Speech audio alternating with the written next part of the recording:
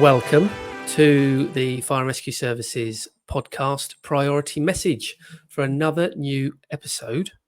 And this time I've got Kevin Tedds representing Nottinghamshire Fire and Rescue Service to talk about all of the fantastic work that he and his team have done in the brigade to improve and maintain good availability for on-call. So first of all, hello Kevin and welcome to Priority Message. Thank you for having me. No, it's great. It's a long time coming. I'm really looking forward to this podcast. I think there's going to be a lot of positive stuff that's going to be coming out of Nottinghamshire. Looking forward to hearing about it. Looking forward to hearing about your journey in the service and your journey in this particular role. So I'm obviously Tristan Ashby from the Fire and Rescue Services Association. You're Kevin Tedds. Tell me about your backstory. Thank you. So I started off as a on-call or a retained firefighter. This is my 26th year now. So Wow. I've done it a while. You don't look old enough. And people say that, but it's just very good cameras, I think. So is it? No, I joined when I was 18. I had done before joining the fire service. So I did a similar to an apprenticeship, but the old YTS scheme, so the youth training scheme, and I did that with a private fire company called it was at Boots, actually, at head office in Beeston. But I joined retained, as it was back then, at 18 years old, at Beeston Fire Station. Beeston was a station that had a whole-time appliance, a retained appliance, and then a special. And I was very used to being the second pump, so it was first 2 or 3 years of my career. I loved it at Beeston. It was brilliant. I'd spent a lot of time there as a kid, actually. So doing car washes and jumble sales and charity events, and Saturday evenings were spent sat at the back of the station waiting for the station alarm to go off. So a full-blown, what we'd call now, fire service spotter, but always with the intention of wanting to be on call or retained. I hadn't thought about whole time as a sort of, as a 17, 18-year-old lad. It wasn't something that was on my radar particularly. And I think I've been inspired by those retained firefighters in the private industry I'd worked with. And also my dad as well. My dad was an industrial firefighter. So I remember him from when I was very little, carrying a huge pager around with him all the time. It was practically the length of his, his thigh. And I was kind of inspired by that. So I always wanted to do that. At Beeston, I was very, very lucky in terms of the way I got promoted the first time. And I will just say a little caveat on that as well. I have been through a very rigorous process now 2 or 3 times to get promoted since then. But I walked into Beeston one day. I worked for the post office in deliveries at the time. And the station officer kind of grabbed me, and it was very much, "Tedds, you do really good day cover, don't you?" "Yeah, I do, sir." "Brilliant. You can be an LF." And that was it. There was no training. There was no course. There was nothing at the time. I just became a leading firefighter and started attending incidents. Young, naive, not very experienced, but back in those days, got away with it always being a second pump, basically. I wanted more. I wanted a bit more. I really, really enjoyed on call, and my life was quickly built around that. So I wanted more. So I moved what I perceived at the time to be miles away, but to the next station along, a place called Stapleford, and I'm still on call there now. Actually, Stapleford was busier.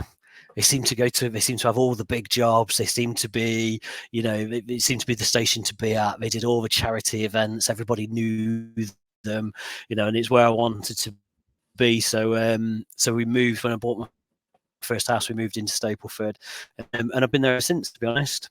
I really enjoy it. It's a busy station. We've done a lot there, which I'll go on to talk about in a bit later on.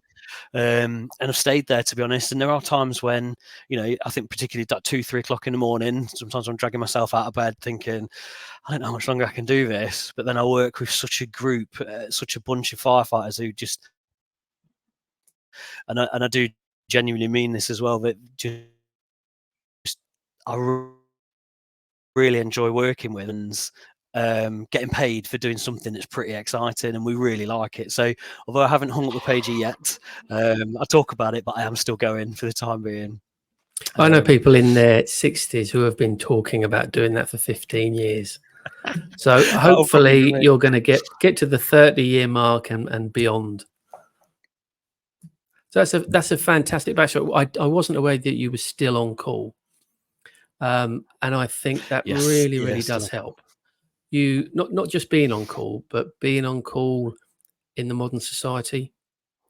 You know exactly what it's like today, the commitment that you have to give in a time when everybody wants downtime, everybody wants their me time, and we've become, I think, quite a selfish society. Not everybody, but as a generalisation. So it's very different now to be on call than what it was. I mean, I haven't been on call now for 15 years. A lot has changed, and I'm 52 now, and I would dread getting up at 2 o'clock in a December morning. I Yeah, would still still do don't it enjoy if obviously I would still do it, and people still do, much older than that. But you've got that complete understanding that when you're talking to people, and we're going to get to your role, you can say, what I'm asking of you is something that I have done and still do, which I think is really, really important. Absolutely, yeah. And I think one of the reasons why I've come back to Nottinghamshire as well, sort of whole time, and I'll sort of fill that gap in as well in a second, was I wanted this role. I wanted to come and work on the on-call support team because I know and understand it. I'm not saying that the on-call support team were doing anything wrong or that they didn't understand on-call, because most of them were, or still are actually, on-call firefighters. I think it's just, out of all the roles that I could see in Nottinghamshire that I wanted, that was one where I thought, well, you know what? I still feel passionately about that. And as much as I was talking to someone from the NFCC a few weeks ago, and I did say this to him, I did say, if I could afford to live off on call, I would prefer to do that.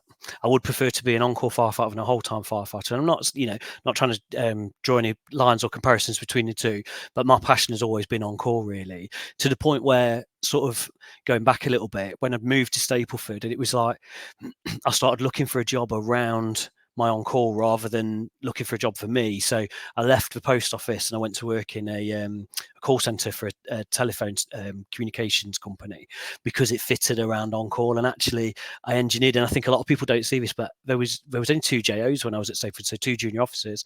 I engineered it so that he was on one shift, 6 till 2, 2 till 10, and I was on 6 till 2, 2 till 10, but the opposite shift to him. So we were almost always available. I think people don't see that. And we don't see that kind of commitment, but that's how I kind of built the next few years of my career, to the point where I ended up leaving that job, coming into the fire service full time, but in a green book role, doing community safety, because I knew that the two mixed together. Now, there were some problems with that. There were some problems with me doing on-call and community safety at the same time, which we'll probably talk about later on. I think Nottinghamshire was senior management very encouraging of, let's release green book staff. So me in my community safety role cover fire engines, whereas some managers who, and this has gone now here, but some managers were like, why are you at Stapleford again? Why are you at Bingham? Why are you covering that fire engine when you should be doing community safety work? And my point was, I'm still doing community safety work. I'm still doing lots of it. I'm just making myself available for this community and for my fire engine because I want to see it available like that. So that continued for probably about 10 years. I stayed in community safety for about 10 years. I know I will hold my hands up and say it wasn't my favorite job, but I did stick it out for a long time because it worked well for on call. I love doing community safety work, but I found mixing the two quite difficult. I spotted a position, again, green book in command training, and then I went into that. So I was doing the XVR, the simulation software, and I was building training, and I was supporting assessments, and learned lots about command training over a very short period of time. And then I was very, very lucky in that I spotted an opportunity for a firefighter's position into Northamptonshire. Now, I sort of call it my midlife crisis. It wasn't really. It was based off a conversation with a senior officer at Nottinghamshire, who kind of sort of not encouraged me, just sort of said, we don't think you'll leave actually, because you are Mr. On Call. I think he might have said retained, but we've changed obviously since then, but you are Mr. On Call. We don't think you'll leave. You'll always do this. And part of me just thought, right, I'm going to go for this. So I'm going to go for whole time for the first time. And that was 5.5 years ago. And I fell on my feet because I landed in Northamptonshire as a firefighter. I got promoted based off two really good interviews actually, and my skills in the command training team. And I sort of I went from firefighter to watch manager B, because I have watch manager A's as well. Went to watch manager B in command training really, really quickly, in 10 months actually. But that, I think, really, really helped me, because Northants, until I went to Northamptonshire, I just thought Nottinghamshire's way was the right way. Nottingham should do it this way. Everybody applies the fire service in the same way. And actually, I learned in the 5 years I spent with them, or the 4.5 years I spent with them, not every fire service does apply their fire service to their county in exactly the same way. And there are some really interesting, and there's some novel, and there's some and there's some wrong ways, I suppose, of applying your on-call firefighters, their availability and their needs and their support. So I learned loads about that. And that was the point where I spotted this job back here as a transferee process running. It was, I made a list on the board of pros and cons, and would I go back to Nottinghamshire? And, very defiantly said, yeah, I'm not going back to Nottinghamshire. I love Northamptonshire. It's brilliant. I'm going to stay there. And then I bumped into our chief fire officer here in Nottinghamshire, and he kind of just said to me, you need to come back to Notts. You need to come back to Notts. And I think he's very, for any of you that follow Craig Parkin, he's very tongue in cheek he will use lines like, you need to upgrade your fire brigade. We're on a journey to outstanding. This is, I'm sure Northants will love that. They will. But Craig will say that to them as well. Craig will say that, and he's very good with that. And it is all tongue in cheek, but he did say that. But he said one thing to me, and it stuck. And he said, "Your heart is in Nottinghamshire. We've always known that." He said, "You're 24, 25 years into your service now. I'm there with my big medal ribbon on at the time." And he went, "Your heart's in Nottinghamshire." He said, "You need to come back here and protect this community." And I kind of thought, well, that all sounds a bit corny. And I got in my car and thought, he's right, he is right. It's time to have a stab and come back at it.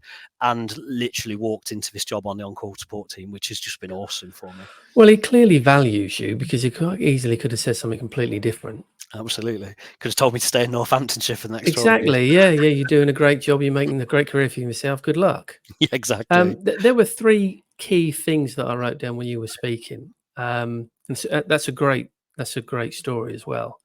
Something you said, that you didn't initially want to go whole time. And I think that's something that a lot of people cannot get through their head, that not all retained or on call want to be whole time. It's being on call is, I'll come to the fact that it's a way of life, which you know better than anybody. And it is a way of life, and it is about helping your community. Not that whole time don't, but it can fit round, your current primary job or whatever it is, and you may be very well paid in that. You may enjoy that immensely. So there are a lot that don't necessarily want to go whole time. And there's something else you said about changing your primary job, but it had to work around your on call. And that's so true, because being on call is a way of life. It dictates where you live. It dictates where you work. It dictates where you go out socially. It really does. It dictates your partner, who will have to also have a way of life around on call. Absolutely. And this is where I think we really struggle in a lot of services that just don't get it. The changes that they make, whether it be HR, middle managers, senior officers, etc., the changes that they make, there needs to be, and I know some services do this, there needs to be an equality impact assessment specifically for on-call on how it affects them, because there are unintended consequences out there that may seem small but can have a massive impact on somebody not being able to perform the role anymore and ultimately leaving. And the last thing you said, and this is where there's huge value in going to different services for whatever reason. And it's a great asset that we have, where we have conversations with different brigades every day. We get inside their policies every day, is that not all services do it the same way. And sometimes that's right. And sometimes that's completely and utterly bonkers, as you witnessed a couple of days ago at the practitioners group. And I think everybody benefits from hearing other people's stories and how they do things, why they do things, and then reflect on whether they are doing it right or could be doing it better in their home service. So there were my 3 takes from what you said.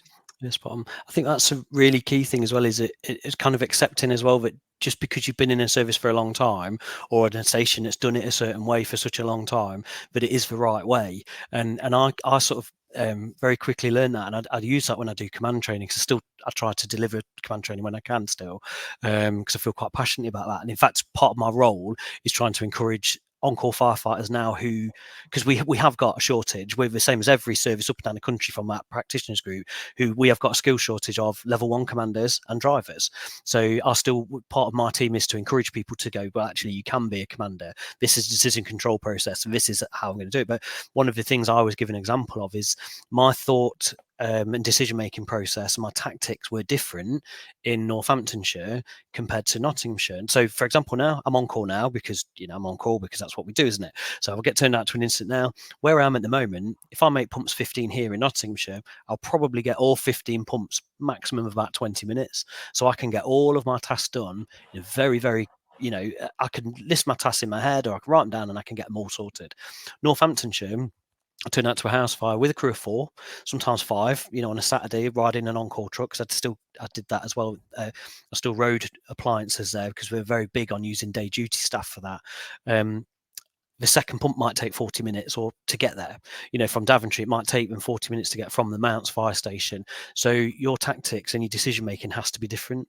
You have to do things differently. And I think that's, a lot of people can't understand that because they've done it the same way for such a long time. And you're right, with the quality impact assessment on call staff, some managers don't understand the commitment, like you talked about with the families and things like that. And I remember a long time ago here when we were talking about closing an on-call station, or we were closing some on-call sections, leaving the stations open but closing the sections. And I remember talking to a manager who's gone now, who kind of said, well, it's brilliant because, if that section goes, we'll offer them all whole time and they'll all be okay. And I was like, well, hang on, there's a couple of things on there. Some of them won't be okay. Some of them won't want whole time. Like I worked with a person who's retired a couple of years ago, who ran his own asbestos removal company, who earns probably up to chief fire officer level here, but he did on call because he wanted to make sure that his community was safe and do something pretty exciting at the weekend. But also the third thing on that is, and I sort of shocked this meeting, I said, what counselling, what trauma arrangements, what are we going to put in place for all these people who you're literally changing their lives? And people scratch their head a little bit. I think someone said, well, they will get redundancy money. I was like, it's not about that. It's about this pager, this app that I've got on my phone, the fire station that I've deliberately engineered my life to be around. Is you're going to take that away from me? And yes, you might offer me whole time if there's a vacancy. You might offer me a redundancy package, but actually that's not, you're taking a huge part of my life away. And, interesting, like my wife, she didn't want to live in Stapleford, full stop. And we've got to get out of Stapleford before we have kids. We've got 3 kids now that are going through a decent school in Stapleford. And now it's like, we've got to get out of Stapleford as soon as the kids have finished school. And I'm like, yeah, I understand that, Nicole. But even to the point where I will, and I do genuinely mean this, when I go to the shop at night, so if Nicole sends me out to get some milk, bread, whatever for the school, for the lunch boxes the next day, I go to the shop that's on the same side of Stapleford, so I don't have to go for any red lights if I get a fire call. Because the amount of times I've literally handed my shopping basket back to the, over the checkout and gone, can you just look after this for me? I'll be back in a few minutes. Well, I don't want to go to the other side of town where it might actually be a bit cheaper. It might be a bigger supermarket over there with cheaper stuff, but I don't want to risk going through 2 sets of traffic lights to get to my fire station, because I'm not missing any fire calls, because it is part of me. And you're exactly right. And I think a lot of people don't understand it, how special some of the people we have got doing on-call firefighters. Oh, they are. Yeah. As the advert says, extraordinary people. Absolutely. Extraordinary people. And unfortunately, in some areas, they're not valued anywhere near as much as they should be. So you're a watch manager, you're an on-call, you manage an on-call support team. Yep. Or you're the team manager? Yes, that's right. Correct me if I get any of that wrong. That's fine. I'm really interested to know, when you took that post up, I can already work out why you took it up. You obviously found it very exciting and challenging, something that you could really get your teeth into. So one of the reasons you're here, or that I invited Knots on, was because of your Twitter feed. And I will still call it Twitter. I'm not used to calling it X. Absolutely. And we'll talk about some of the posts that you posted on there. I don't know who manages that, whether that's you or not, but it certainly comes across. Not only is there some positive news on there on a regular basis, but the passion comes across in the text of the posts. And to me, reading it, somebody who is on call is posting on there. I don't know whether Absolutely. that's true or not. It is true, yeah. Yeah. We tend to keep. I mean, I will say I do the majority of the posts on there, and I also run the Stapleford Facebook page as well. I've done that for a long time. We are lucky. We've got a good comms team. So I remember a few years ago, I will take you back a few years ago, and I sent an email in and I said it was Chris Moores was doing something on Radio 1, I think it was, and it was related to cooking. And anyway, I'm sat at the station and I thought this would be really good if we sent a tweet now and copied in this hashtag that Chris Moores is using. It will get some national coverage. And I think it took 40. I've actually still got the email. I could probably share it with you. She doesn't work for us anymore. She was only temporary in our comms team. But I think there was 14 email exchanges over the course of a day for me just wanting to get this one tweet out. And I can't remember what it was, but it was something along the lines of, we recommend that you don't leave any cooking unattended, hashtag Moyles as fire or something like that. And it took 14 emails, and then it's sort of at 6 o'clock at night, I think we did send it, and I was like, well, we've missed the boat now on that. Chris Moores has been at home, finished his breakfast show hours ago, so we're very lucky that we've got a really good comms team here. It's so much so, and I will mention Jack Grasby and his team by name. Actually, Jack went to South Yorkshire and ran the incredibly popular South Yorkshire's social media. He was their campaign manager. He wasn't headhunted, but he applied to come back here, and we dragged him in. We literally dragged him in through the doors because he's brave, and he lets me be brave, and he lets us do things. And we did like a Christmas video, and it got 3 million views on TikTok. I don't know what that is, but some kind of website that young people use. And we did that, and we got a Christmas message out there. But we because he's so brave, and because our senior managers do let us do stuff like that, we've got a couple of we've got lots of active social medias, but our Twitter's the one that I sort of took over here for on-call support.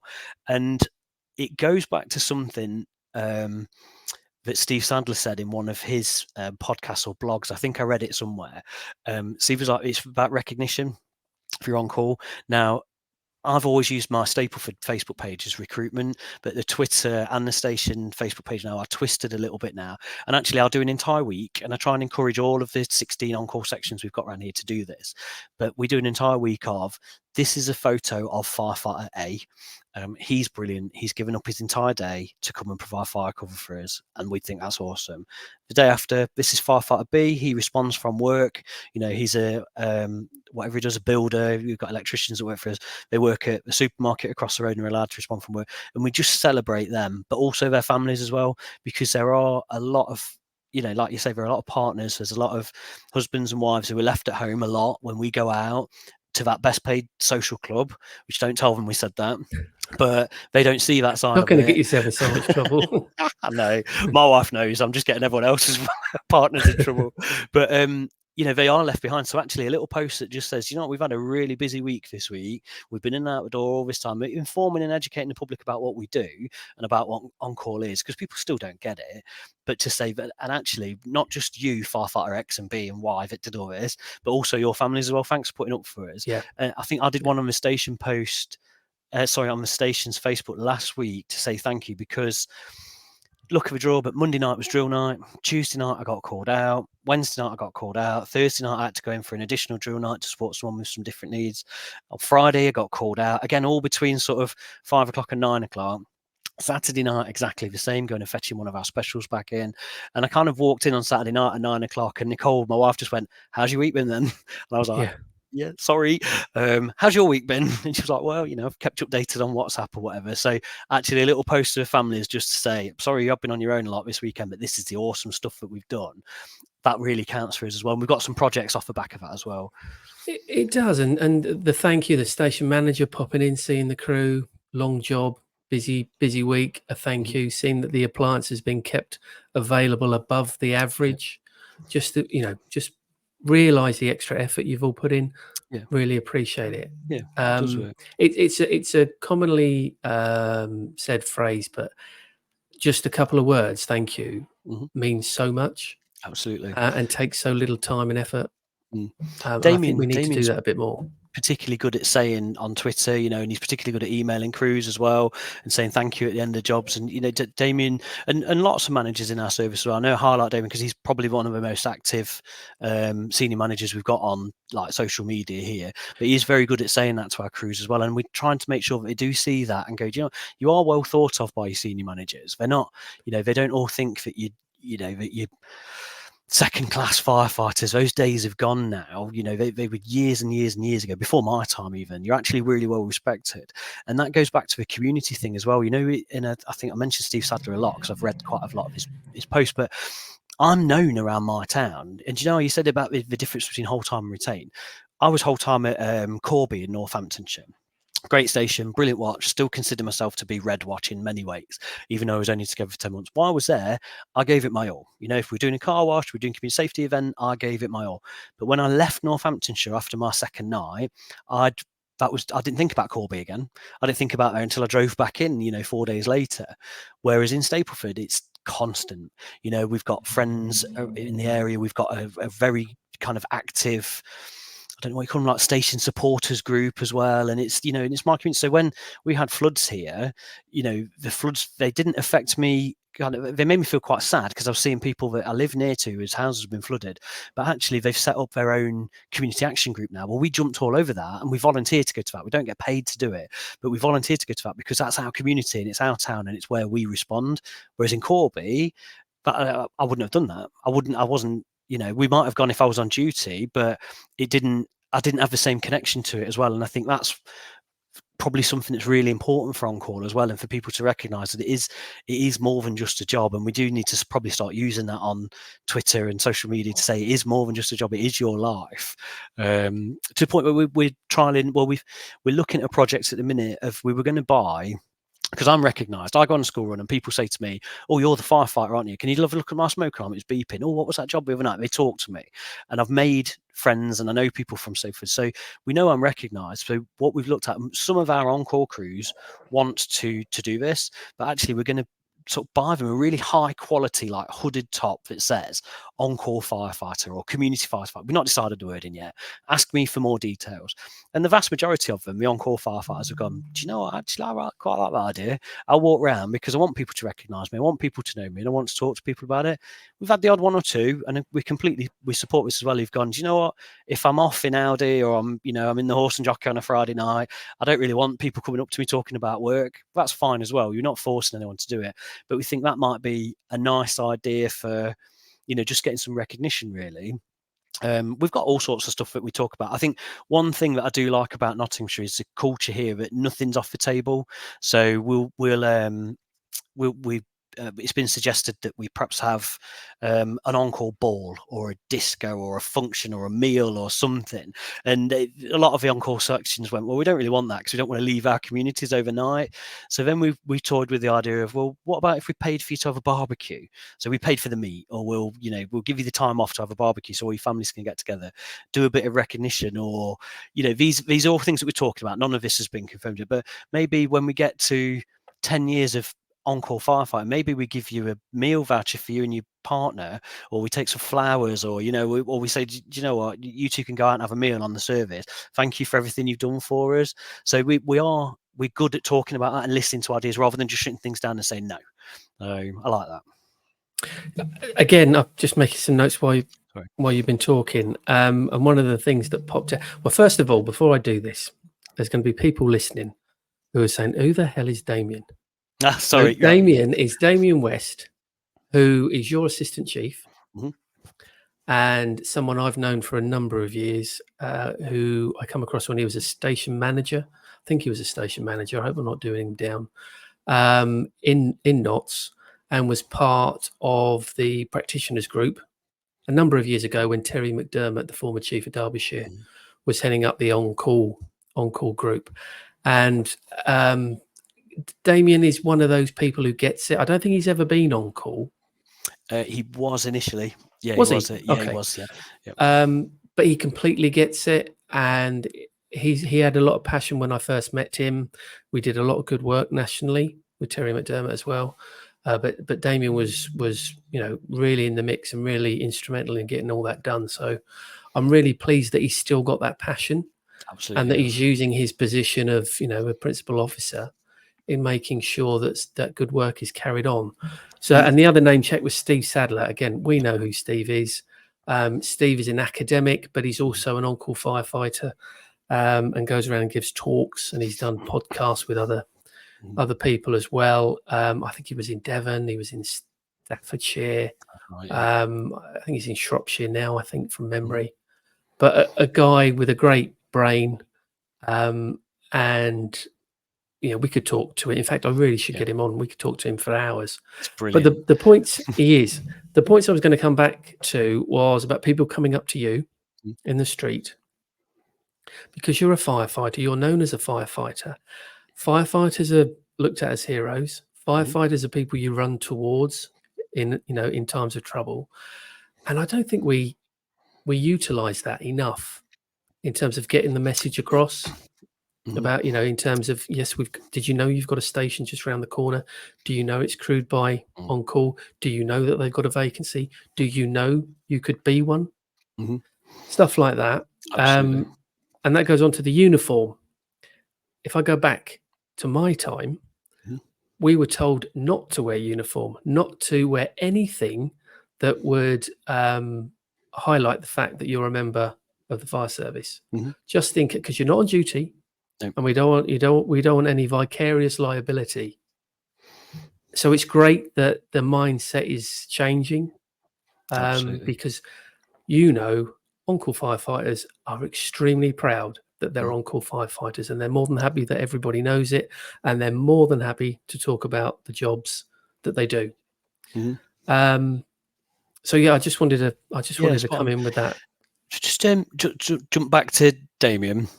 So Damien, you're exactly right. He came here. I think he came as a station manager. I met him. He picked up a HR role, and part of that reference was to develop the on-call team. And he did.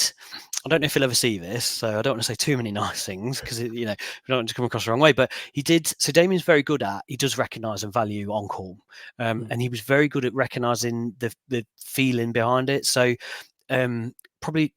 So he ran the project. He started this team. He ran the project that has really kind of seen probably a much more positive time for me. I'm not saying it was bad before, but it was at that time when I realised actually on-call's getting better here. And it was things like, now at the time I perceived it to be, so we had, we weren't, so we're, on-call teams in Nottinghamshire aren't safe working at level 2, so they can't do certain things. So they do work restraints, they can work on flat roofs and things like that, but they can't ascend up and down stuff. So somebody had somewhere the idea of, well, actually, when we get a chimney fire, then let's not use those on-call. Let's not use an on-call truck. Let's use a whole-time truck.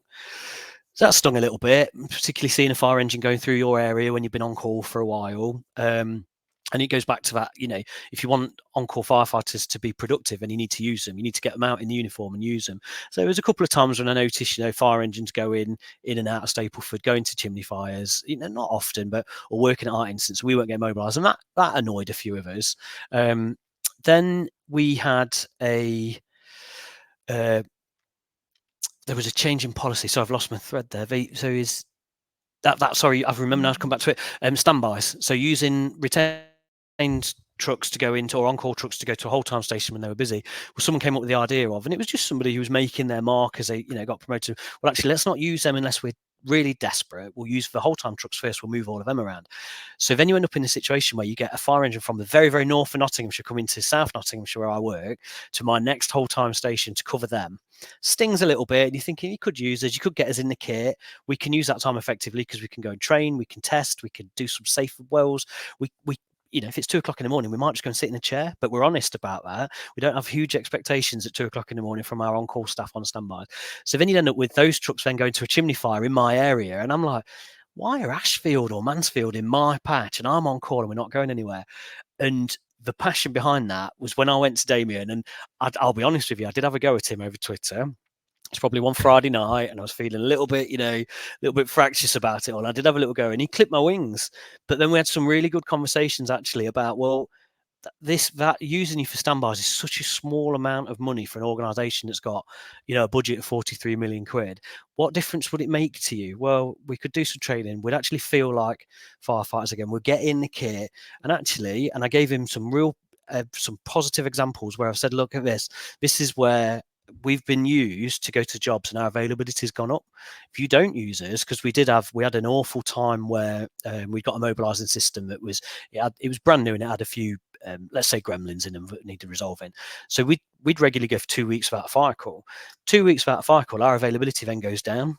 Our availability goes down, and then we go to fewer fire calls, and it starts tumbling. So actually, getting us out on a standby, it might seem like nothing to some of your listeners. They think, well, why is he sort of saying that? Well, actually, it means a lot to those people who are trapped in their bubble or their environment for some of them 80 hours a week or more, and then aren't being used to be a firefighter, you aren't getting out there. Well, actually, that one fire call that week where they go to their local fire station, and they sit there really proud in their kit, and they, young people now, they take a photo for Instagram or whatever, but that makes them feel really, really proud. But the output then from that is, one, we get some positive work out of them, but two, their availability goes back up because they think, well, I might get a fire call like that. Yeah. And it's not new, it's not rocket science, but Damien recognised that quite quickly. And it's a mentality, isn't it? The mentality that it's not all just about money, saving a bit of money here and there, because ultimately you're probably not, because in the scenario that you just gave, someone will probably leave. It will cost about £10,000 or however much it is to replace them with all the training equipment, etc., and the on costs. Yeah, absolutely. And you think, for what? Yeah, exactly. Why would we not use people to get them out in the kit? And the thing, we mentioned Steve Sadler as well. Steve, he obviously is academic and he's a lot smarter than me. Someone else who's inspired me as well is a lad called Finlay Wishart. He's done a thesis on, he calls them Heroes Next Door. It's a really, really interesting. I'll send it to you if you want to link it to the Please, yeah, podcast itself. Those two people took what I knew and felt but couldn't explain and couldn't prove. And Finn, and I said that on-call firefighters, they don't want to be too quiet, they don't want to be too busy. And Finn was like, can you give me an example? And I said, well, do you know what? It was when I was talking to you before I'd written it. I said, if you come to the fire station when we have a fire call, everyone comes through the door and they all say the same thing. We always go, I was just going to bed. I was just getting in the shower. I was just having something to eat. I was just sitting down with a cup of tea. I've just got 5 minutes on my own for some phone time, whatever. Nobody ever comes in and goes, oh, this is a perfect time for me to have a fire call. It doesn't work like that. So Finn went away and did some research, and he worked out the number and said basically 440 calls a year is the peak number to keep people's interest and to stop them from leaving. Any more than that, any less than that, then you either struggle to retain them or they go because it is too busy. And we've all seen that, 2 summers ago when we had the heat emergency, and we had a good couple of weeks in terms of on-call firefighting, but physically, family life, it took its toll to the point where, my missus said at sort of one point, Nicole went, you need to book off now. I was like, I can't book off. We had 16 calls yesterday. She was like, you need to book off and we need to have a little chat. And I was like, right, okay. And because it got too busy for us. So, but these Steve Sadler's Finn, they can explain in much better detail with evidence what I feel. So they are really, really useful. And I recommend getting both of them on if you can. It'd be really useful, I think. I must admit, I've not come across Finn before, but if you can provide the details, absolutely, that would sound like another interesting podcast. And definitely need to get Steve on. Bro. But I've met Steve a number of times and listened to him speak, and he is worth listening to. He's good, he really is. So, your team, what did the service on-call units look like at the beginning? Where are they now? And how did you get there here? But so we've got 16 fire engines or 16 on-call units across Nottinghamshire. The vast majority are standalone on-call. So we've got one fire engine with a special, because we've learned that actually our on-call they can crew special appliances, and we can get some real effective kind of engagement from them as well, and response. So the other stations are whole time and on-call. So we've got one whole time appliance, one on-call appliance, perhaps with the special as well. And then until recently, we did have 2 stations that were It's a whole time and an on-call appliance during the day, and then at night they were staffing 2 on-call appliances. That's just changed at one station, but we've still got that at Retford as well. So pretty good. To be fair, when I came across, we've got some really good sort of business intelligence in the way we can look at what availability different fire stations are providing, and the vast majority of sections were above our target, which I think offhand is 85% availability all the time. So we need to be available 85% of the time. They're good, but one of the things, and it was interesting when you said about the Twitter feed, one of the first things I was told was you need to improve the reputation of your team. That's not to say we're doing anything wrong, but my team, and I kind of reviewed this really quickly, they log in the morning, they look to see which stations need their support, they go off and support them. And they do some really good stuff. They do some really good positive engagement with the on-call crews that are there. Anything that needs fixing, sorting, dealing with, they'll deal with. They do recruitment, retention, they help with training. They'll do absolutely stacks of stuff. They keep themselves busy. And I can genuinely vouch for this, because when I go out and do these covers as well, I sometimes get to the end of the day and I'm like, it's 5:30 and I've not started. So I know it's busy, but actually it's great for these on-call firefighters that can come in and go, I've got a command assessment next week, and my team will go, well, let's put a scenario up on the board. Or they'll come in and go, I've got working at art in a couple of weeks, or this has not happened for. So they're really, really busy and positive. What wasn't happening was, though, and they all know I've said this about them, they weren't selling themselves. They just got on with the work. They didn't particularly like the limelight. They didn't they didn't want to show themselves, really. They just wanted to get on with it and do a good job and go home. So what I've said to them is, you are managers. These are the things that I need you to do, sort of through their PDRs and their monthly meetings. And what I'll do is I'll be the link between the fire authority, SLT, and the rest of the world. I'll do that for you. So we'll get that pushed out on Twitter. And one of the things I do is just turn that around a little bit. I'm not going to say who, but 2 of the area managers who were perhaps, I was told, that had not issues but didn't value us as much as I wanted them to, have come around to our way of thinking now, really. And they both sent me messages saying, you're doing a great job with this. It's great to see the work you're doing, and it's been sort of attributed to your team, the positive stuff that our on-call in Nottinghamshire are doing, because that's a lot of the time all I'm doing is just taking what Worksop or Warsop retained on-call, or Stapleford are doing, and just going, look, senior managers, this is the good work that's happening on your stations, and being that positive voice. So that's where we've come to today, really. We are, as a team, we're looking at expanding it and bringing one more crew manager in. So we'll have 5 how big is your team at the minute? You might have said nothing. 4. So there's 1 watch manager, 4 crew managers. We've got 1 vacancy at the moment, and we're just about to fill that, and we're looking at having a 5th role, which will support sort of our rostering team maybe as well. So they'll be on station providing on-call cover, but they'll be doing things with whole time and on-call rostering. So we're looking at expanding the team, and I think that's purely because they are such a good team who do such good work, but we need some extra hands, really, to really finish some of the projects. I've got a list of projects that I want to get achieved, and sometimes completing them all can be a challenge. So my guess is you can have a structure like that, but it won't work if you've got the wrong personality filling it. Yeah, I think so. I think what I like about my team is a lot of it, when it was first created, the majority of them, I think all of them, apart from the watch manager, actually came from on-call. So we did a migration process. So we brought level 1 commanders from on-call into this on-call support team because they just got it. And we got some absolutely brilliant people. And I will name drop him, but Wayne Brooks at Collingham, who's been an on-call firefighter, crew manager, watch manager for probably 34 years. And I've from talking to Wayne over the last 26 of those years, I know how passionate he feels. So it was brilliant that he got whole time because he was able to apply that to the team. There's others as well. We had I won't name drop them all, but yeah, they came across and they really do. So now we've got a team where they're all whole time, but the majority of them, apart from 1, have been on call. Well, the first thing I did with the whole time only crew manager is go, here's this podcast you need to listen to. This is Steve Sadler's report. This is Finlay Fishart's report. Read them because that will tell you about the mindset of an on-call firefighter. And he kind of looked at me like, what are you talking about? And I said, Mark, I'll be honest with you, it's different. On-call firefighters think differently and they act differently. Once they go out the door, they're a firefighter. That's the end of it. They're a firefighter. They meet the same standards. When they're not around, but they think differently. So little things like, and this is what I said to him: if you turn up late and they miss a fire call, you're in trouble. If you go early and they miss a fire call, you're definitely in trouble.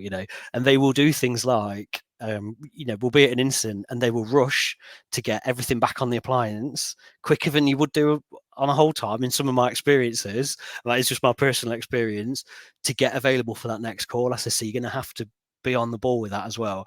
And I said, and if you get turned out at 5 o'clock and you're off at 5:30, and there's lots of calls going on and they're going off for a run, they're going to want you to stay longer. And he was like, well, can I do that? I was like, yes, you can do that, because I'd rather have 5 or 6 on-call firefighters who are happy and going to incidents, supporting their communities, than being angry with our team. So he's getting that as well. So, but yeah, they are genuinely a fantastic team. I'll be with them for a long time. Fantastic. Sounds positive. Just going back, you said earlier that the availability target's 85%. Yeah. And I know, again, when you're comparing some services with others, you're not comparing like for like. So you got a ridership of, is that 4? No, it's not. No, go out with 4? Yes, sorry. I didn't quite catch the question. Yeah, so we want to go out with 5, but we will drop down to 4 as a minimum. But we also have an alternative crewing system as well, which I'm happy to talk about if you want me to. Okay, yeah, we can definitely come on to that. And is that just for the first pump where there are 2 on-call pumps? No, if we've got, so at Retford, if they've got 12 on tonight, we'll squeeze all of them in. We'll try and get all of them. We'll get as many on-call firefighters on the fire engines as we can. Fantastic. That's really, really helpful. Do you want to talk about that model?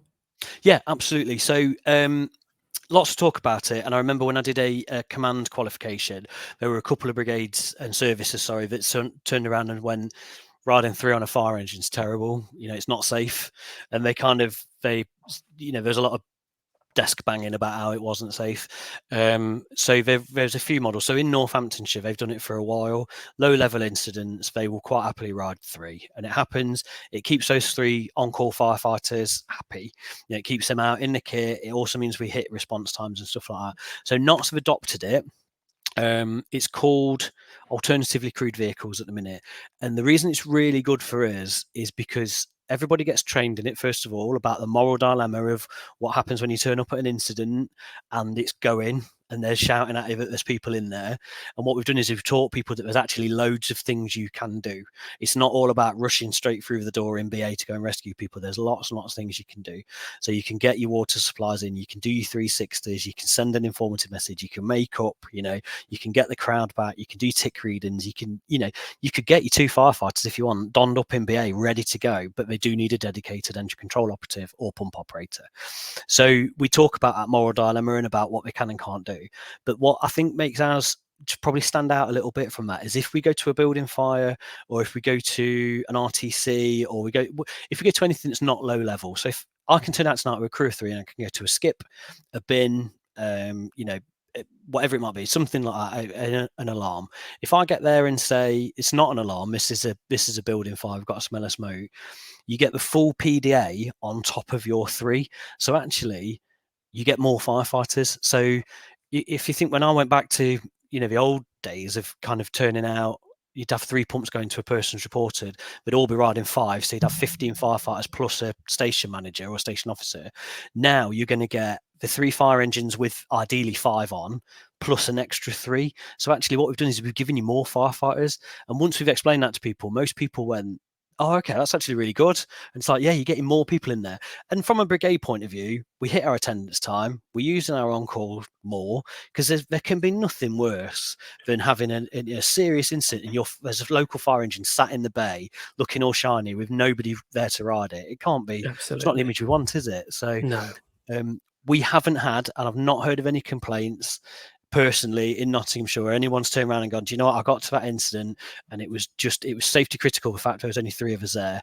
We've it's working for us, to be honest, and we're not looking to change it or alter it in any way, because it does just work. And I advocate everything you just said, because the key is, for me, in terms of the moral dilemma, you train for that. You provide training for that. And what services do, they bring in new recruits, they heavily and rightfully train them.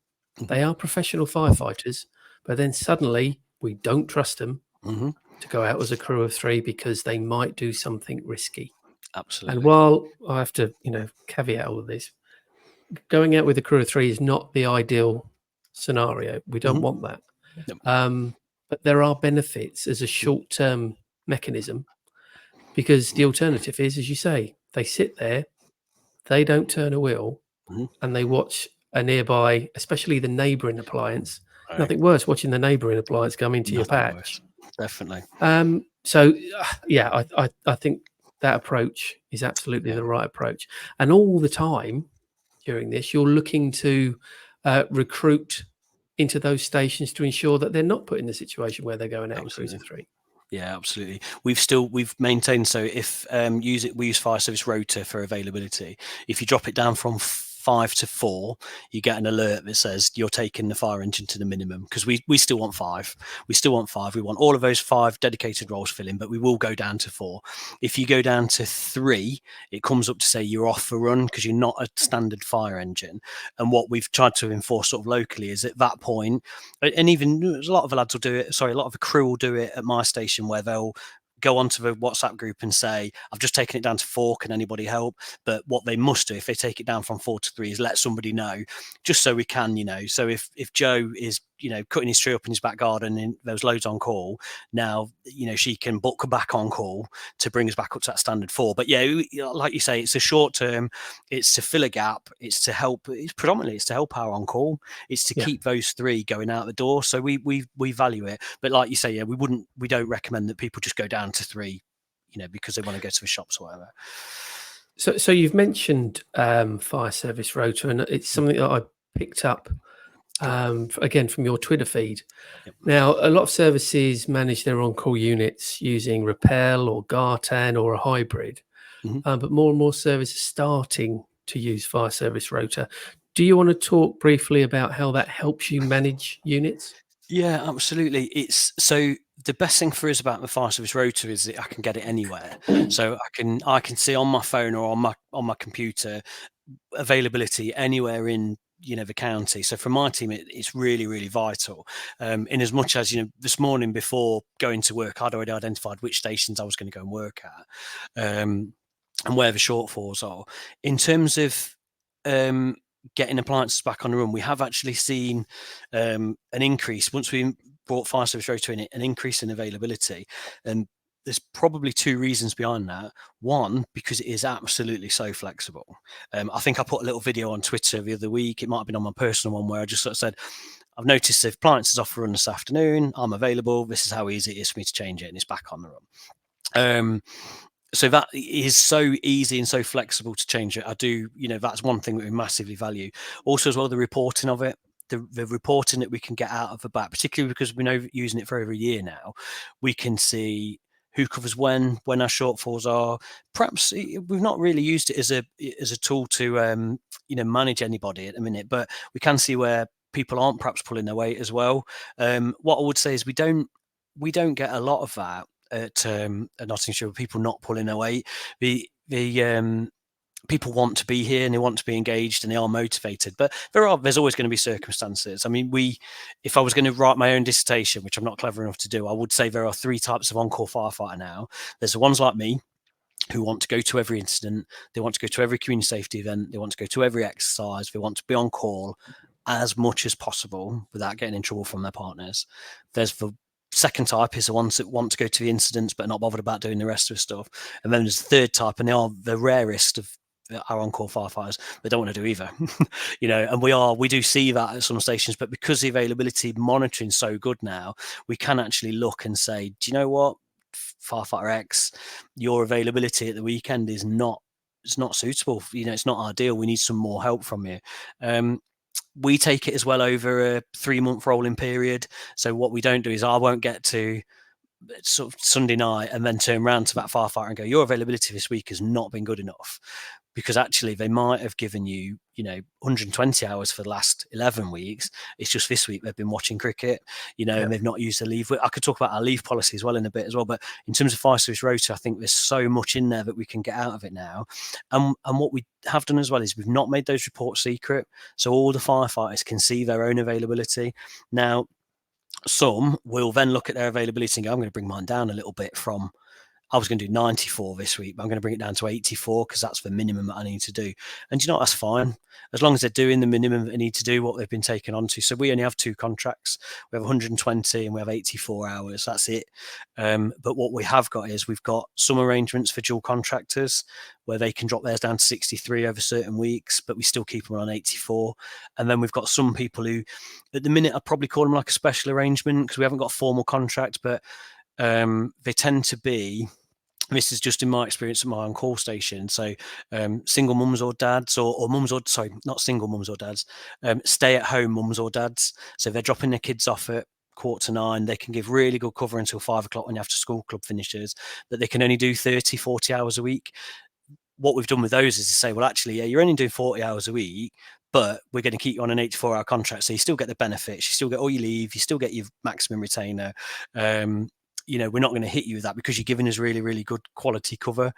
We are looking to explore in the new year, perhaps bringing in different contracts as well, using fire service rota, but it'll be done based off that data. So actually somebody can't come along and go, I'll give you 40 hours a week and then stick those 40 hours a week Monday, Tuesday, Wednesday, Thursday night when we don't need them. We're going to be able to go, well, actually, we need you at this station Thursday, Friday, Saturday daytime. Can you do that? Yes, well, we'll take you on then, and we'll do that. So we're looking to experiment with that as well at the minute. But I think that's all based on just how good fire service rota is, to be honest. I'm not a rep for them. I do sound a bit like I am, but I'm not. No, and I can't remember the guy. It's the guy's name who runs it, Door. I know he has presented at an on-call conference before. Extremely passionate, as you would expect a chief exec to be, but he come across to me anyway as somebody who really wanted to create a software package that worked, that evolved. Absolutely. That I thought was refreshing, because I know there are frustrations with some of the other products that are out there. Not saying one's better than another, but I'm hearing more and more about fire service rota, and all of it's good. While we're on availability, I'm going to put another slide up, which is great for the people watching on YouTube, not great for people on the pod. But again, this is another tweet that you post, which I think is great because it demonstrates exactly what is going on at any one particular time, and the positive message that you've got in terms of what pumps are on the run. Do you want to talk us through this? Yeah, absolutely. So basically, probably the most important column is the first left one of all the colours where it says current availability. The others are, it's just about the way we manage our mobilising system in the background. So I won't bore you with that one because it's not very interesting. But down the coloured lines there, so basically, if they're green, they have more than the minimum on, so they've got more than one JO, more than one driver, or more than a crew of 5. If they are amber, they're on a crew of 5, and if they are yellow, they're on the minimum, so 4. So we've been we did, when we looked at having this, we were going to say, well, actually, we'll make them green until you're on 4, and then we'll turn it amber. But we were like, no, the minimum is 5. We do try to ride a minimum of 5 firefighters on all of our on-call trucks at any one time. So that's the difference there. But this day stuck out, and it's not unusual that we look in the morning and there isn't anywhere for my team to go. So we only had to send one out that day, and it was to Ashfield to make them up to a crew of 3, I think. No, sorry, crew of 4. I can see it there. So they went out and made it up to a crew of 4, and within an hour of being there, he picked up a car fire in the Ashfield area. So it's a really, really good system. We have got a backup plan for if my team can't go anywhere. So they'll go and make any whole time appliances up to 4. They'll crack on with their own projects, or, to be quite honest, some of them use it as an opportunity to have a day off. If they're not needed, they'll book a rota day and go in. But that's all based off that fire service rota data as well. It does need a little bit more digging down than that as well, because that's just currently. It might change. Or we might have had 6 appliances go off at 4 or 5 hours later. We didn't. That's why I use that tweet. But yeah, that's the kind of stuff that we can pull from fire service rota. So if I'm understanding what you said correctly, I'm looking at 16 on-call units. Yep. They're all on the run. Yeah, all on the run. All on the run. Yeah, it's not unusual for us. I tried to get the figures for us here, but having all of the appliances available, it's not just at nights and weekends. We can quite regularly do it during the day as well. Sometimes we can't. Sometimes it's awful, and I'll be honest about that. We don't tend to put that over Twitter. Sometimes my team will go 2 or 3 different stations in a day trying to help, and and doing what we can.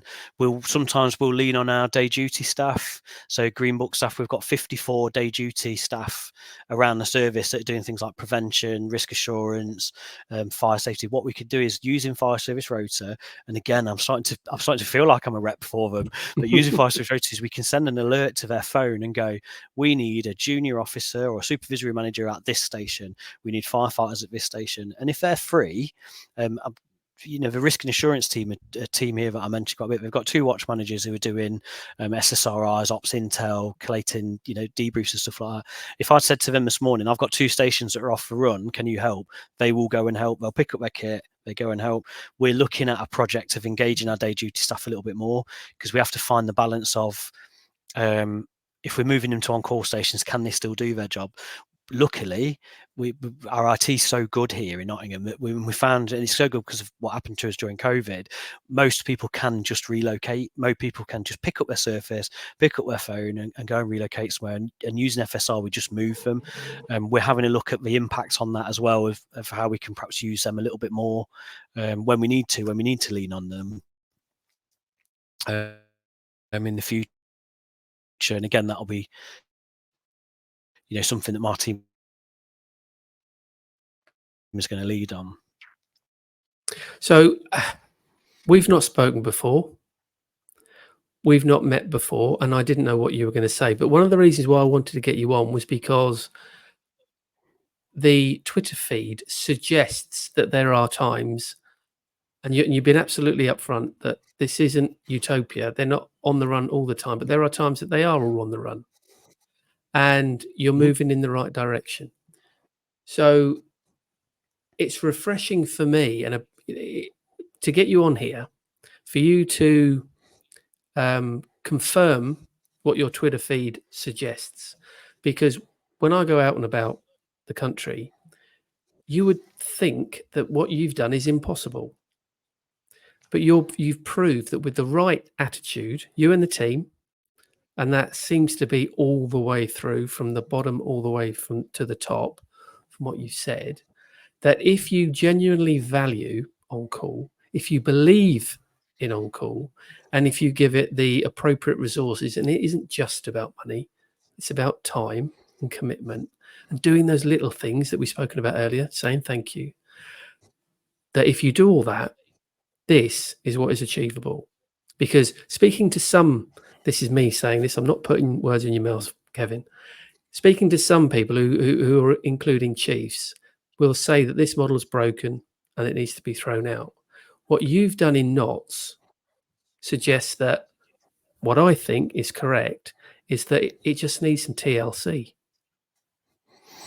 100% agree. Yeah, 100%. And I'm probably going back to Damien West and Craig Parkin, because it has taken us a while. It has taken us a while to get here, and it's going back to that. Probably we maybe said it quite a few times already, but getting people out in the kit and feeling valued. And I remember one manager saying to me years ago, "Well, I can't just make fire calls up for you." No, you can't, but you can give us opportunities to get out on the fire engine, which means that we'll get more calls anyway, because we bring the delay down on the fire engine and we're out and about. You can also do things like you can get us exercising more. You can increase the amount of drills that we've got, because there was a time where I remember as a sort of like a young 19, 20-year-old firefighter, you were allowed to drill 48 times a year for 2 hours a week. After that, you weren't paid anymore. Well, now what we say is, well, if you need training, you'll be trained, and you can come in and do training for any justifiable reason. We'll pay you for it. But what we tend to do is we let stations have up to 3 drills a week, and they can all be either 2 or 3 hours.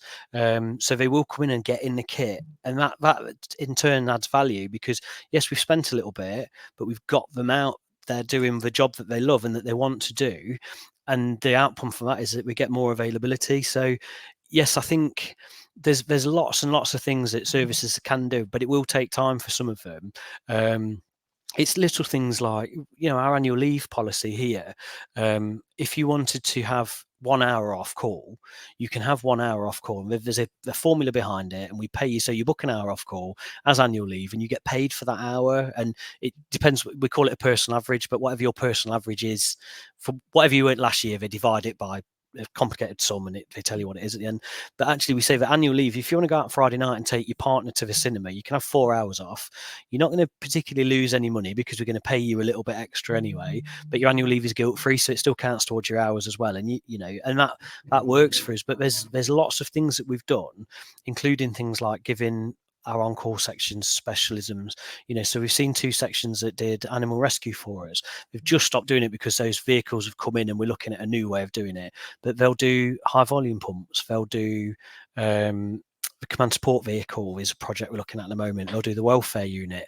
There are different. In fact, I think the only specials we've got in Nottinghamshire are our specialist rescue units with the water rescue teams and the boats, and the aerial ladder platform that's not currently sort of crewed by on-call. That's another great way of just engaging your on-call teams and getting that output of more availability, which is what it's all about. We want our appliances to be available with a crew of 5 24/7, so we can call on them whenever we need them. That's our ultimate goal. Things like training as well, putting training on at the weekend, perhaps breaking training down into more manageable chunks for people so it's not so difficult for them.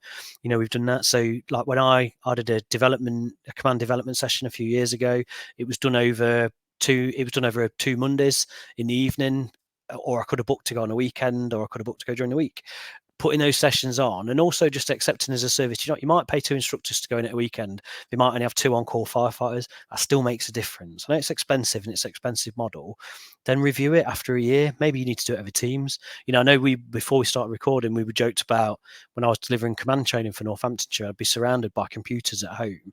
But we delivered it over Teams, and actually we went, well, we'll do one at 10 o'clock, one at 2 o'clock, and I'll do one at 6:30. When they've got home, they've had the dinner, they can do an hour, they could do 2 hours, and I just get on there and go, what do you want to talk about? Do you understand the decision control process?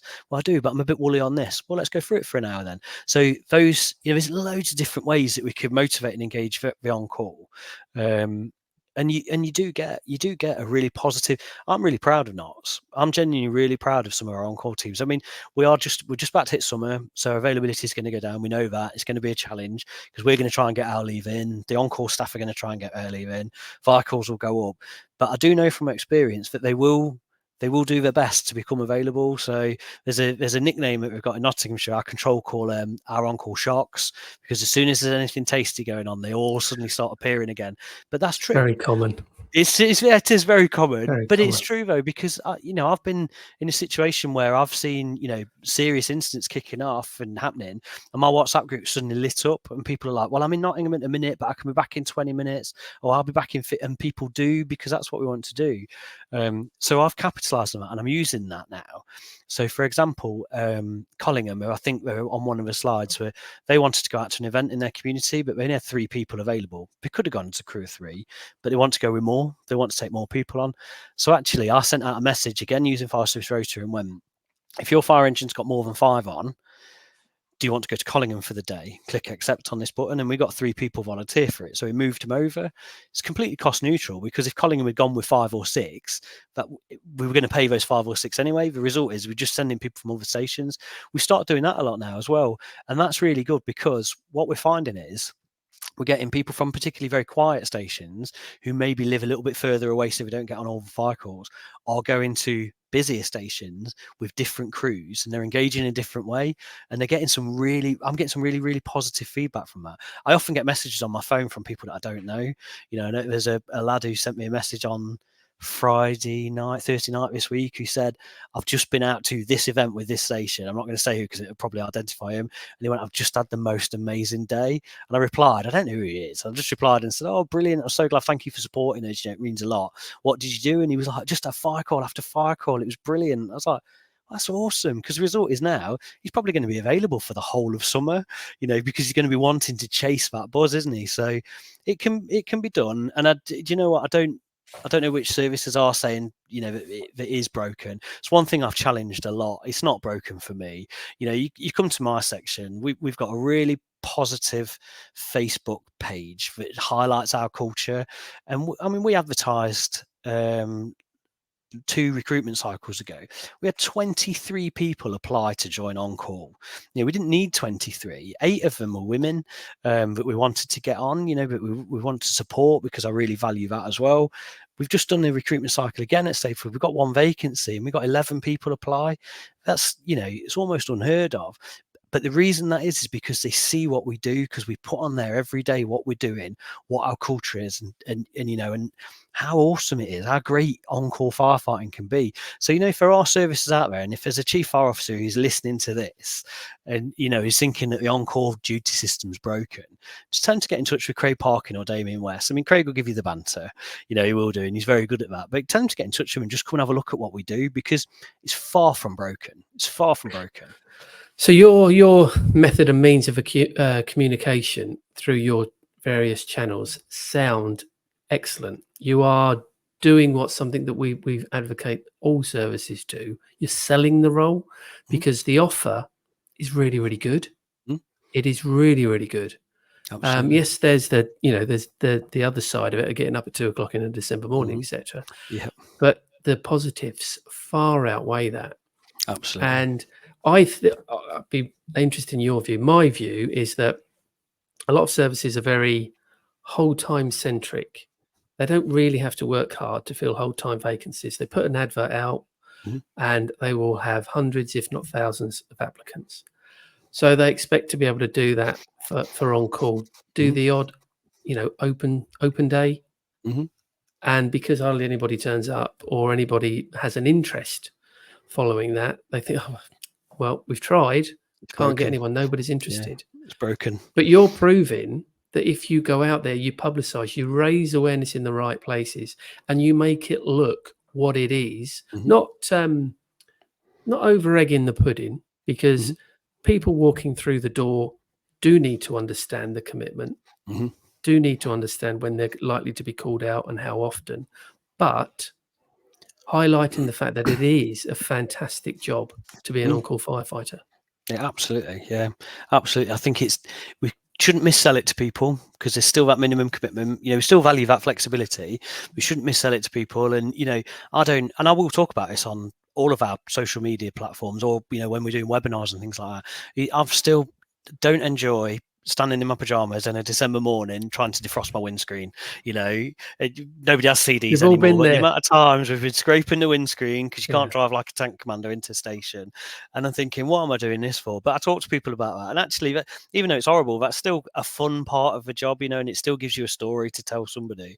But I think just selling what you can do and what you can be called to do is, it is important. And I think trying to make your stations more inclusive is really key as well, and I do that a lot. And I was embarrassed to go and pick up an award from the Women's Fire Service Group a few weeks ago, because I don't think I'm personally doing anything different that we all should be doing. But we try and represent underrepresented groups as well, and saying, this is, firefighter L. She's an absolutely brilliant firefighter. She's tiny, but she can still do the job. And you could do this too, and really pushing that kind of culture a little bit. So you can use your platforms wisely, but it takes time. We've had our Facebook page for 10 years to try and get it to where it is now, and it's constant. You have to be prepared to do it. But I think pulling in that, the fact I've got my backing from my senior leaders, who will, if I make mistakes, will support me. The fact I've got a comms team who do let me push the boundaries a little bit. In fact, what they say in comms is there is a line that's about here and Kev's normally about here on it, which is not great for people that are listening, but just over that line, and trying new things. The most successful post. So we launched our on-call recruitment this year. And we got 96 people around the county apply. We launched it on International Women's Day. That was done deliberately. So on one of our WhatsApp groups and communications, I said to all of our on-call sections, because they've all got pages, do something today for International Women's Day about your on-call female firefighters. Celebrate them. It doesn't matter if it's just a post saying, this is Rebecca, she's brilliant, or, you know, if you haven't got a female firefighter in your section, something, come up with something. Out of the 16, 15 did something. The one that didn't, we spoke to them afterwards and they were like, well, we just didn't feel comfortable. And it's like, well, we'll come to us next time. We'll help you. Our plans, 2 or 3 different posts, and they were going to go out on that day later on in the day, but just randomly, I posted 4 chairs in front of a fire engine and said, this is a get together for all the amazing women that work at Stapleford Fire Station. There are none. This could be you. And it went absolutely viral, I think young people call it. 88,000 people liked it and commented on it within a matter of hours. You know, and we opened up some really brilliant conversations with some women that have been really hurt by previous fire services who wanted to vent at me, and that was awesome because we managed to engage with them. But also we had people coming to us from Devon and Cornwall going, I'm an on-call firefighter at such and such, or not naming any stations, but if I lived a bit closer to you, that's the kind of station we want to come and work at. Well, just let's all get those stations looking like that. Let's show the public what we're about, because it's not the image, you know, if you think about that Blue Watch, London Fire Brigade, you know, London's burning, that's what I mean, you know, it's not like that anymore. It's changed from that. And I think we just have to show that we're absolutely exceptional as what we do as on-call firefighters, and you can be part of it, provided you can get yourself fit and you can commit to the hours that we need you to commit to, because that's the biggest stumbling block for us. But yeah, we'd welcome conversations with any brigade that feels that the system's broken, and we'll prove to you that it's not. So in terms, just picking up on something you said there, in terms of coming in the door, something else I picked up again from your Twitter feed. I'm going to keep calling it Twitter. Yeah, that's fine. You know, you are posting, you are educating, you are highlighting all the stuff that's going on for firefighters in Nottinghamshire, whether they be a new recruit or whether they've been in for 20, 30 years at a job. So what's the approach taken for getting people through the door? So they've applied, they've expressed their interest. What happens next? So this has been the first recruitment campaign I've done for the whole service. I've done it locally at Stapleford before, before I came to this role. It's support. It is supporting people through it. Now I've learned personally quite a few lessons through this. So we are going to alter the way we do things a little bit. So the testing's the same, the exam is the same, and the fitness test is exactly the same. But what we've done is we've learned something. Particularly through research, through like Firefit as well, and the bleep test. We were mass testing everybody on the bleep test, and the bleep test is hard to pass. There are some seasoned runners out there who say it's not, but it's hard to pass. You know, I'm never into rugby or football. I'm a big unit. I struggle to turn. I can get 42 VO2 max. I could do it with the mask on, you know, I could do it on the bike, I could do it on the step test, whatever, in the Chester treadmill test. But I've struggled to do the bleep test. Well, that bleep test was just kicking out. And when I go back to that Stapleford, when we got 23 applicants, including 8 women, we lost 6 of the women straight away. So we did our own research with those women, and we got them to do the Chester step test or the treadmill test, and they passed, but we kicked them out of the process. So we've altered the way we do that now. So when they come here, they get a choice. So if they come and they're seasoned runners, and we did have a couple of women, and we had loads of men that turned up and went, yeah, I can do that bleep test, that's fine. They do the bleep test. If they want to do a treadmill test, if they want to do a step test, they want to do a bike test, they have a choice. Now on that as well, just going back to that, we bring in our physical training instructors from on-call, because we have a physical training instructor on every on-call section who we pay an additional responsibility allowance, and we give them an external qualification, because that's important. So we bring them in for the day, and they help us with the testing. What we're going to do in future, because we are going to do things differently, is we're going to have a go days happening all year. So we're going to say to each on-call section, you run a have a go day throughout the year, try and spread them about a little bit. So you're inviting your community in. And then fitness testing wise, we're going to do a couple of webinars, and what we found was really beneficial was bringing some people in before the recruitment process had started. So they've expressed an interest, they've turned up at drill night, they've emailed the station Facebook page, bringing them in and going, right, let's see where you are. Let's try the bleep test. Let's try the Chester step test. Let's do whatever. And then giving them a plan. And we've put a plan on our website, which is absolutely fantastic, 12-week plan. So one of the things I personally learned was that during this recruitment cycle, we didn't give people enough time. So we've inspired people to go and be on-call firefighters. They might not have been thinking about it before. And then we've gone, right, in 4 weeks, you need to pass a bleep test. And they've just gone, I'm not going to do that, or I'm not going to pass the test. So actually, we're going to run these throughout the year to encourage people to get there. But the tactic that we're taking is, if they're interested in doing it, they can meet the standard, because that's one thing I'm really keen on sharing with people. The standard is the standard. We're not changing the standard for anyone. They still must meet it. Then we'll support you. We'll support you. So we'll do a webinar and we'll talk to you about passing a personal quality and attribute interview. We'll talk to you about your fitness. We'll talk to you about your role. We'll talk to you about anything that you want to talk about to help guide you through. But the standard's still a standard. And plus, they have to show their spark. They can't just turn up at a station and go, tell me everything I need to know and pass. They've still got to be, but we're getting people through the door. So out of some of the figures there, because I saw one on the tweet, we had 96 people apply.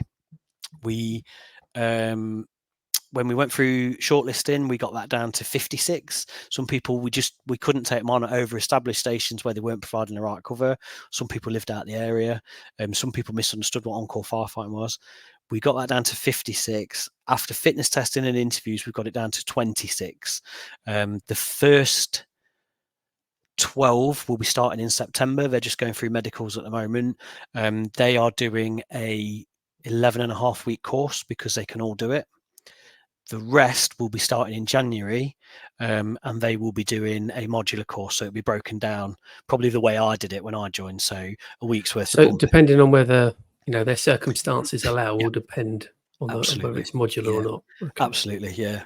We're a fresh new team. We're going to review that as well and try and work out if there's different ways of doing it. So, for example, when I started on the 3rd of March, but my course wasn't until August. But I still started on the 3rd of March, and I went to station and I was engaged. Whereas feedback we're getting is that actually these people that we're going to leave till January, they might not be interested in January, or they might not be as fit, or they might be fitter. I'm hoping they're all fitter. My station manager's tasked me with keeping them engaged by whatever means. So we're looking at, because I said nothing's off the table. We're looking at, do we have like a more advanced have a go day? Do we have a coffee morning? Do we just go meet them for a chat? Do we have a webinar? How do we keep them engaged so we don't lose them all before January? Because we need them. We're performance driven and intelligence led in Nottingham. So I've got to get 16 on-call firefighters every year. Otherwise I'll get marked down in my PDR. So brilliant. Okay, so we've been on for an hour and 20 minutes now. Sorry. And I think we could go on for another hour and 20 minutes, to be honest with you. Absolutely. But there are some, I am going to draw it to a close, but there are some key things that have come across throughout this pod. Nottinghamshire seem to think differently. They seem to be quite innovative. We've always done it this way, and the fact that it's not working doesn't mean we're going to change it. Absolutely. Flexibility, like a golden thread running through the organisation. Mm-hmm. And buy-in. You've got buy-in top to bottom. Key things. Absolutely. They absolutely are key things. Mm-hmm. And the passion that you demonstrate that will definitely come across to the listener, I think, is also key. And that's about getting the right people in the right posts. Because I know other services have tried similar models in terms of whether they've called them retained support officers or whatever. And it's not worked. No. But you've got to recruit correctly, and you've got to have a leader who has either lived and breathed it, which you have, or completely and utterly gets it, which is very unlikely if they've not lived and breathed it. And I think you're going to become a very popular person once this podcast goes live, because there are going to be lots of people thinking, well, hang on a minute, I need to speak to Kevin. Absolutely. Happy to talk. Because you've not cracked it, and you're not saying that you've cracked it, because it's like painting the fourth bridge. You never finish. Absolutely. Because managing on-call units and ensuring that the availability is as high as it possibly can be is an ongoing job. I don't think you would dispute that. No, absolutely. Yeah, it is. It's never going to be finished. It's never going to be and that's the right thing to do, because if we don't adapt, improvise, adapt, and overcome is, one of our famous sayings. We've said it for years. Improvise, adapt, and overcome. If we didn't do any of those things, we'd still be wearing, yellow leggings that melt to our legs, so it's always going to we're always going to have to get better, and we're always going to have to do things differently. But I completely agree with what you said there. I think that they are the key things in this service, and it's one of the reasons why I wanted to come back. Just not doing any discredit to Northamptonshire, because I loved my time there, but I wanted to be part of this, and I wanted to be part of this team. So, but if anybody ever wants to discuss it, I'm always happy to talk about On-Call. Yeah, with your permission, I'll put your details in the show notes. Absolutely. Is there any key message you want to give just before we wrap up? Not that I can think of. No, nothing that sticks out. I did have a list, and I think I've covered most of it. I think, well, you've covered a lot, and I think we definitely would like to get you back for a future pod, and we can talk more about the successes, because I think undoubtedly there will be more successes. And I very much hope, whether it's you or somebody else from Nottinghamshire, present a future NFCC conference, because there are a lot of people who should learn a lot of lessons from what you're doing. So, Kevin, thank you so much. It's been a great listen. You will become popular, even more popular, I should say, I think, after the pod lands. And I wish you all the best in your endeavours. Thank you very much. I look forward to listening to some more podcasts. Brilliant. Thank you, Kevin. Take care. Cheers. Thank you.